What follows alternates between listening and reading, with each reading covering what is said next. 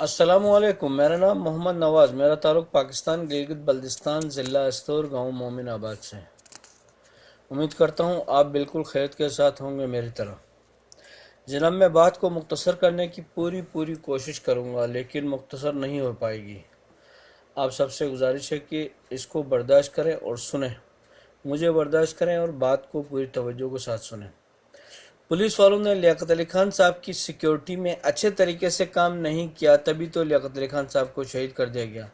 بے نظیر بٹو صاحبہ کو بھی شہید کر دیا گیا۔ اسی وجہ سے موجودہ حکومت میں اتنے سمجھدار عمران خان صاحب اور ان کی پوری ٹیم جو بہت اچھے لوگ ہیں باقی حکمرانوں سے، لیاقت علی خان صاحب کے بعد عمران خان صاحب بہت بہتر ہیں۔ مشرف صاحب بھی اپنے دور میں بہت اچھے حکمران تھے، لیکن ان کے ساتھیوں نے ان کا ساتھ نہیں دیا۔ عمران خان صاحب کے ساتھ ان کی پوری ٹیم اچھا کوآپریٹ کر رہی ہے، لیکن نواز شریف کو باہر ملک لے جانے کے لیے عمران خان صاحب کے ساتھ وکیلوں نے، جج نے، پولیس نے، ڈاکٹروں نے، یعنی ہر ڈپارٹمنٹ میں ملی بھگت کے ساتھ عمران خان صاحب کو دھوکہ دے کر اس کو لندن پہنچا دیا گیا۔ آپ سب بیچا بہت پیارا طریقے سے، اچھی طریقے سے جانتے ہیں۔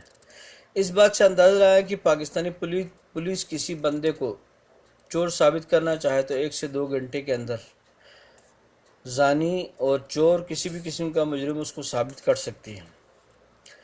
یعنی کہ اگر چاہے تو وہ جیل کے اندر سے جو قیدی جس کو آلریڈی سزائے موت ہو چکی ہے اس کو نکال کے اسے سارے کیس اس پہ ڈالے جا سکتے ہیں، اس کو مارا بھی جا سکتا ہے، کسی دوسرے قیدی کو نکالا جا سکتا ہے۔ جہاں تک ڈی این اے کا تعلق ہے، یہ سب بکواس ہے، کہنے والی باتیں، عوام کو دھوکہ دینے والی بات ہے۔ وہ خاتون اگر سامنے آ کے کہے کہ یہ مجرم ہے تبھی ٹھیک ہے، باقی ڈی این اے سب غلط ہے، یہ سب ملے ہوتے ہیں۔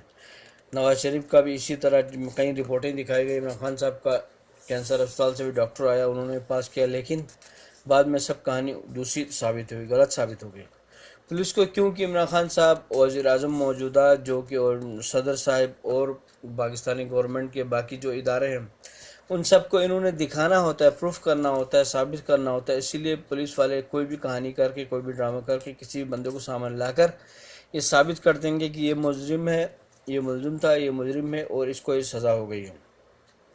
اس کے علاوہ حکومت مخالف کافی لوگ پاکستانی یہ موجودہ حکومت کو بدنام کرنے کی کوشش کر کے بڑی پرابلمز کھڑی کریں گے۔ عوام سے گزارش ہے کہ وہ ہوشیار رہیں، ہم کو چاہیے کہ ہوشیار رہیں اور اسلامی قانون کے مطابق ان بندوں کو سزا ملے۔ آپ اس بات جذبے میں نہیں آئے، اس چیز پہ جذبات میں آ کے لوگ کچھ کا کچھ کہہ دیتے ہیں، کسی کا فلانی سا کاٹو، کسی کو یہ کر دو، کسی کو وہ کر دو۔ صرف آپ یہ کہہ رہے ہیں کہ اسلام کے مطابق جو سزا ہے وہ دینی چاہیے۔ جذبات میں آ کے باتیں کرنا یہ صحیح نہیں ہوتا، یہ وقتی ہوتا ہے جذبہ، اس کے بعد یہ ختم ہو جاتا ہے، آہستہ آہستہ یہ سب ٹھنڈے پڑ جاتے ہیں۔ اس کے علاوہ میں یہ کہنا چاہوں گا کہ ڈاکٹر صاحبان، ٹیچر صاحبان، نرس صاحبان، جو بھی حضرات جو بے ٹائم بے وقت جو صبح سویرے فجر کی نماز کے بعد ڈیوٹی جاتے ہیں، کوئی فجر کی نماز کے بعد آتے ہیں، کوئی رات کو دیر سے جاتے ہیں، دیر سے آتے ہیں، جو واچمین حضرات ہوتے ہیں جو بغیر کسی ہتھیار کے، تمام حضرات کے پاس ہتھیار ہونا چاہیے۔ اور خاص طور پہ جو خواتین یا حضرات جو اکیلے سفر کرتے ہیں، وہ ہو سکے تو آپ مہربانی کر کے درمیانی سائز کی ارطغرل ڈرامے والوں سے منگا کے 2 عدد تلواریں رکھ دیں اپنے ساتھ گاڑی میں، مختلف جگہ چھپا کے، جو آپ کو ہی پتہ ہو۔ اس کے علاوہ 1 عدد پسٹل رکھیں اچھی والی، جس میں کم از کم 4 میگزین ہونے چاہیے اور ان کو چلانا بھی آنا چاہیے، خالی ہونا نہیں چاہیے۔ رہی بات پسٹل میں جو ہے تو ہے ریپیٹر بڑی اچھی ہوتی ہے، اس کے اندر 7 راؤنڈ آتے ہیں، ہر راؤنڈ کے اندر 200 کے قریب چھوٹی گولیاں ہوتی ہیں، جو فائر کرنے میں کافی دور جانے والے بندے کو بھی گھیر کے مار دیتی ہیں، جتنا دور جاتی ہیں وہ ایریا کو زیادہ کور کرتی ہیں۔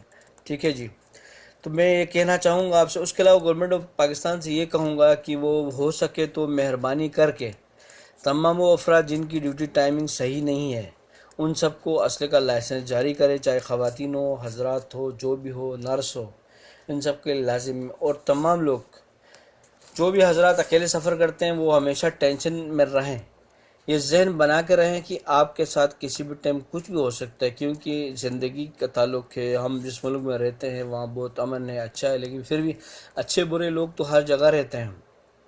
جہاں تک خاتون ہو یا مرد ہو، جب انسان کے سر پہ آتی ہے تو آپ کو اس بات کا یاد رکھنا چاہیے کہ ہر انسان کے پاس 2 ہاتھ ہوتے ہیں، ان میں ناخن بھی ہوتے ہیں، ان کا استعمال کر کے سامنے والے کی آنکھیں نکالی جا سکتی ہیں۔ 2 پیر ہوتے ہیں، لاتیں مار کے ان کو سامنے والے کو ٹھیک ٹھاک نقصان پہنچایا جا سکتا ہے۔